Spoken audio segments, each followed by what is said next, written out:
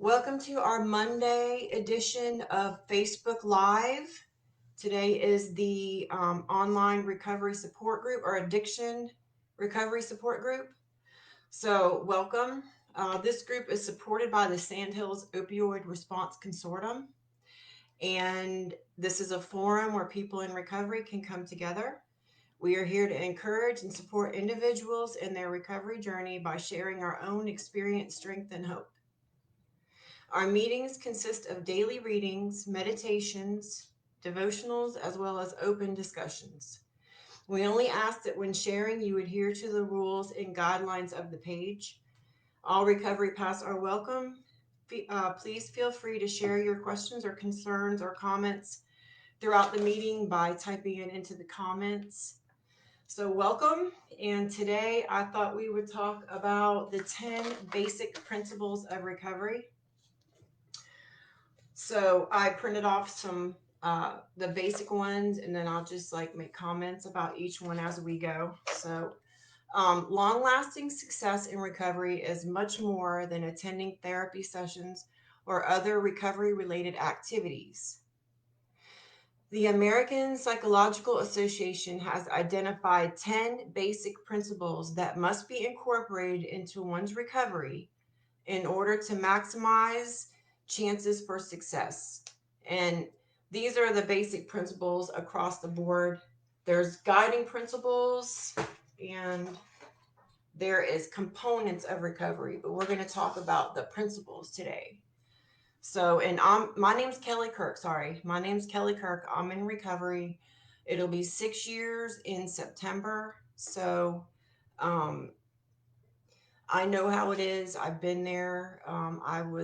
Had problems with addictions for years and years, and I was finally able to break free and start my own recovery journey about 6 years ago. So this stuff is important. There's a lot of people out there that are struggling, and with the COVID-19, the peer supports, we all wanted to come on here and do a Facebook Live event where people could come on and interact with us or find support, because a lot of times, nowadays with everything going on, there's not a lot of support. You can't just go to meetings like you used to. And so people are stuck at home. And so we wanted to have a way to, interact with people. So hopefully some people will come on. If not, maybe they'll watch this later. So anyway, so the first one is self-direction. Clients choose their own path to recovery. So self-direction, it means that you get to decide what recovery means to you. And to me, recovery means that I'm living a happy, productive life without the need to misuse substances, where I'm continually changing and growing and learning, the whole time. It's not something that ever will end for me. It's a constant journey that I'll be on, where, as I go along, I'll become better and better. And I have a long way to go. I'm not where I was when I started, but at least I'm not, how I was before. At least I'm moving forward. And so that's kind of how I keep going, is knowing that I'm moving forward and taking steps to better myself all the time. So, self direction basically means that you get to decide what your recovery looks like. The second one is that it's individualized or person centered. So, to me, that means, well, there are many pathways to recovery, and everybody's is unique, and it's everyone's addiction affected them differently, and everyone's past has made them into who they are now. So no two people are the same. Um, it's going to depend on your unique strengths, your personal preferences, your cultural background, and a lot of other factors. Hi, Stephanie. So everyone is different, and everyone's addiction affects them differently. And so recovery needs to be a good fit for you personally. Your recovery should be individualized and centered on you as a person. And recovery should be treating the ideally should be treating the whole person and not just the addiction itself. You've got a lot of aspects to being a human. You've got, your emotional, your spiritual, your physical, your psychological. There's a lot of different complicated, as everybody knows, aspects of being a human. And so the recovery needs to be person centered. It needs to be centered on the person in recovery and individualized to their needs. There's no one size fits all recovery. I think a long time ago, everyone thought that everyone needed to have the same path and it needed to be like cookie cutter, but that's not how it is now. People are realizing that everybody's different and that there can be more than one way to recover. So the third one is empowerment. Individuals can be actively involved in the decision making process of their recovery. So empowerment is really important because you're not going to be successful at anything if you don't feel empowered. And you should be the one that decides what's best for you personally. And, when you make your own decisions about your life, that is empowerment. So it's okay also to speak up or ask for help. I think for me, that's all tied into empowerment. Feeling empowered to reach out for help or feeling empowered by things that you've done that you're proud of. And your decision making process, that's all empowerment. You're empowered to decide for yourself, reach out for help when you need to, and recognize when you've met your goals. Okay, so the fourth one is holistic. Recovery should focus on a person's mind, body, and spirit, not just the mental illness or addiction itself. Holistic. And I think, to me, that's what I think. I think it needs to mean that you're treating the person as a whole. You need to think about your whole lifestyle and not just your addiction. Like I've talked about this before, but for me, that's a big one because in the past, when I would try to, stop using, or I would go to rehab or detox or programs, I wouldn't change anything else about my life. And it didn't click with me that I needed to make changes to my whole person. I needed to have a holistic approach to it. And I think that's why this time I've been good for so long, is that I've realized that I do need to be holistic. I do need to treat the whole person and think about my entire lifestyle and make changes to a lot of different things, not just stop using. Because in my experience, if you try to just stop using, you're not going to be successful because everything else in your life is the exact same way. And the only thing that's going to be different is you're not using. So it won't be long before you start using again. Um, Non-linear. Recovery is based on growth and learning and is considered a continuous process rather than a step-by-step one. So to me, non-linear is saying to me that recovery is a lifelong journey. And it is based on your personal growth. Some people kind of move along slower, and some people move forward in leaps and bounds and really like change a lot real quick. But some other people are more slow, or it takes them a little longer to move down that line of recovery. And so, with it being a lifelong journey, I feel like it's never over, it's never complete. You're constantly changing and reevaluating yourself. At least I am. Like for me, I tend to work on one thing at a time. And I've noticed that I'll realize that I need to change other things about myself as time goes on.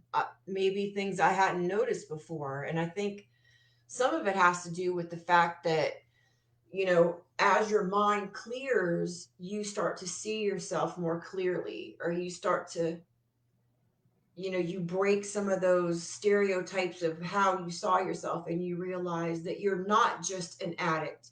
You are a person with feelings and needs and behaviors that you've learned. And a lot of times, some of those wrong behaviors are holding you back, and you're not going to change them until you see them and you realize that you do need to change things. And I think that's an awesome thing about recovery, is that as you grow and change, you notice more things that need to be changed, and you can kind of address those things as they come up. And I think that makes people in recovery a lot different than normal people, because there's a lot of normal people that think that they're perfect just the way they are, and they don't need to change, or they shouldn't have to change. When someone in recovery is going to be open to change, and they're going to be willing to look at themselves honestly and grow because of it. And so people in recovery, I think, have an advantage, and that's that they're open to change, and they're constantly reevaluating themselves and learning and becoming wiser. And not that other people aren't becoming wiser, but I feel like people in recovery are open to that because they're in the process of changing and morphing into someone better and growing all the time. So nonlinear, I think that all ties into that. Um, the next one is strengths based. Client strengths are built during recovery. You have to focus on the good and embrace your strengths. So I think that's important, because it's important to be positive, and you have strengths and weaknesses. And if you're focused on your weaknesses, you're not going to get anywhere. You're going to get stuck because it's going to bring you down. You're focused on what you're not doing, or what you're not good at, or what you can't do. But if you focus on your strengths, that's positive, that's going to make you happy, that's looking on the bright side and taking whatever strengths you have. Whether, if you have a good family that supports you, that's a strength. Or if you feel like you're resilient, you're a survivor, that's a strength. Anything that's something good about you or something good about your environment is a strength. And once you recognize that you have strengths, then you can build on those strengths and lean on those strengths to get more strengths. And then you can kind of, once you're rooted in your strengths, you can take an honest look at your weaknesses and start to kind of tackle those one at a time. But being rooted in your strengths, I think, is a key component to recovery. The next one is peer support. And of course, there are people that are peer support specialists. And then there are just regular peer support, like people that that are supportive of you. People can get to know and depend on others for social support. Having someone to talk to and someone supporting you that is non judgmental and that cares about you and wants you to succeed is priceless. So I feel like that's really important for me, to have people in my life that want me to do good, people that are happy when I'm happy, and that are going to help me through hard times. I think it's important for everybody, not just people in recovery. I think it's important for everybody to have peer support, in that they have people around them that support them. It's really impossible to do recovery on your own. You've got to have people that you can lean on and trust in to help you, along the way. So I think that's really important. The next one is respect. Acceptance and appreciation by society, members of the community, and healthcare services is critical to a person's recovery. Respect. That is a little tricky, I think, sometimes with recovery because there's always been such a bad negative emphasis on addiction that people tend to not respect that. Um, but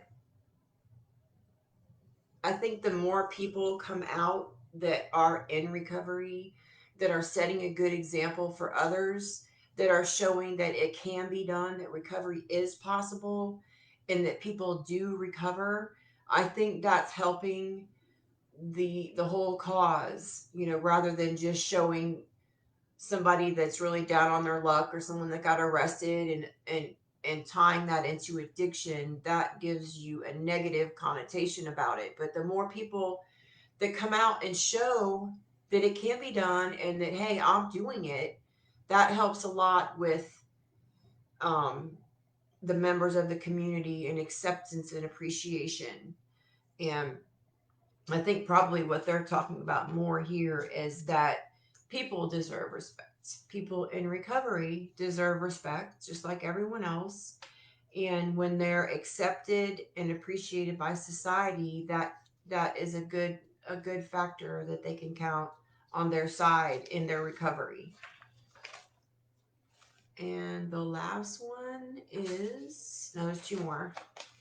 Responsibility. Individuals are responsible for their own recovery process and progress.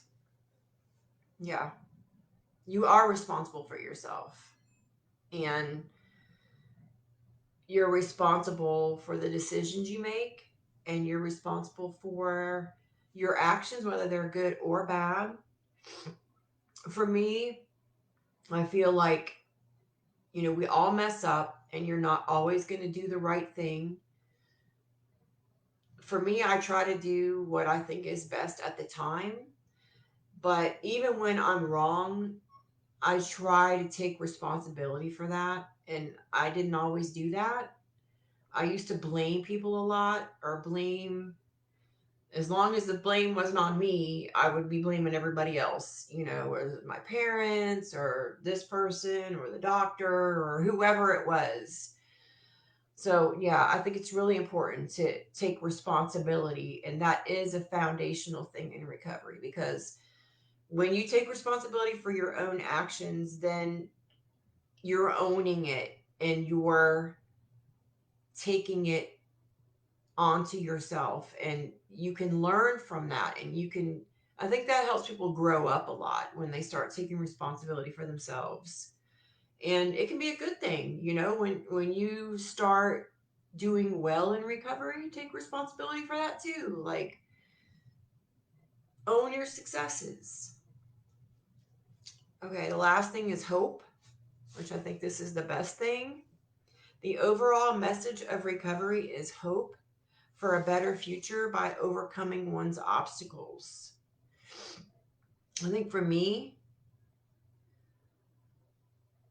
hope can sometimes be the one thing that keeps you going, you know? And I looked up the definition of hope, and it is the confident expectation of something good. So I feel like if you have hope, then you have a future. And it's when you don't have hope that things can look really bleak. And hope is tied into recovery because you have the hope that you're going to be whole again, and that you're going to be living a successful life, and that you're going to be happy. And without hope, I mean, what do you have? You got to have hope in something. So I think that's really important. So those were the 10 basic principles of recovery. And the other thing I was going to share today is in my book by Joyce Myers, The Power of Being Thankful. It's like a devotional every day. There's something, and I'm not going to get religious on you or anything, but I thought this was cool. It talks about goals, and It says many people never accomplish their goals because they do not know how to set them. A popular and easy to remember acronym that has been successful in helping countless people reach their goals is the word SMART. And that stands for S for specific, M for measurable, A for attainable, R for realistic, and T for timely. So, specific. Make sure your goal is as specific as possible. I think it's important in recovery to have goals, and it's really important to be set goals that you can achieve. And I think to do that, you have to be really clear with yourself about what your goal is exactly. And so I like the SMART acronym because if you follow all of these things they're pointing out, you're going to have a really good goal for yourself. So, being specific, you need to make sure your goal is very specific so you know what exactly it is. Don't be vague, like be specific. And the second one is measurable. Goals that are hard to measure are goals that are hard to meet. So, yeah, if you have like this ginormous goal that's like really hard to get to and you can't even see how you're progressing towards your goal, if there's a way to measure it, then you can kind of see your progress, and that will help you, gain some traction and start to gradually get to your goal, and you can see how far you're coming. So the third one is attainable. Make sure the goal itself is reachable. That's really important. You want to have goals that are reachable. And then R is for realistic. It's important to dream big dreams, but aim high. I'm sorry, hold on. It's important to dream big dreams and aim high, but don't set yourself up for disappointment by trying to reach an unrealistic goal. Yeah, I've done that before. You set like this really big goal, and it's just like so hard to do that you don't even end up getting started because it's like not realistic. Okay, and the last one is timely. People who set goals without target completion dates rarely accomplish their objectives. That makes sense to me. I mean, you kind of have to know, how long is this goal going to take me to reach? If you don't have kind of like an idea of when you'll be done with your goal, then it can be overwhelming. But if you have a timely idea of when you should be done, then you can kind of keep up with that. So, yeah, so I like that SMART. I think that's really a good way to measure your goals and make sure that your goals are realistic and achievable. So, that is about all I have for today. Thank you, Stephanie, for joining me on here and supporting me. I really appreciate it. And I hope everyone has a great day. Thank you.